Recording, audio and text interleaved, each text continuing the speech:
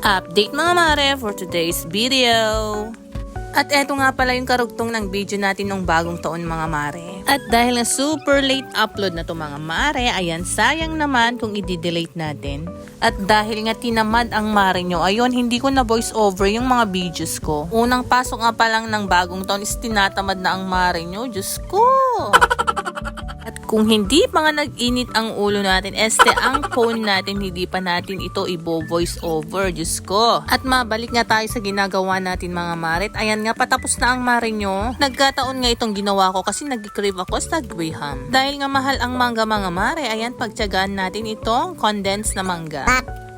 Mango flavor pala mga mare. And tada, ito na yung finished product natin. Ayan, nakakataka mga mare. Dahil mahal ang ating mangga, magtsatsaga na lang tayo sa mango condense.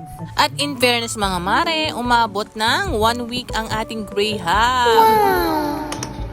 Dahil ginawa kong Graham bar mga mare, ayun, linagay ko sa aming freezer. At syempre, hindi mawawala yung backdrop natin. At ito yung cheesy menudo natin na pampulutan. Gumawa rin kami ng cordon bleu. Ayan. Dahil nga bagong taon, ayan, bilog-bilog yung ginawa natin mga mare. Yung easy way ba? Para swertehin tayo mga mare. At isunod naman natin iluto ang ating baked mac. Ayan, ilalagay na natin ang ating elbow macaroni.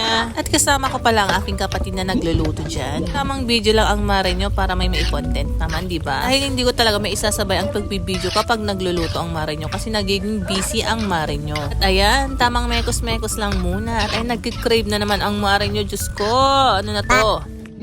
At next naman nating iluluto mga mare, at ito yung sauce ng ating palabok. Tapos na nga pala kami magpakulo ng pansit dyan at nagawa na namin yung itlog. At ito na nga ang ating cheesy baked mac. Nag-ala chef na naman ang mare nyo. Sa dami ba naman ng linuto ko, Diyos ko. At naparami na naman tayo ng linuto mga mare at puputok na naman ang tiyan natin dito. Ito na nga yung kakainin natin ng 1 linggo. Ayan.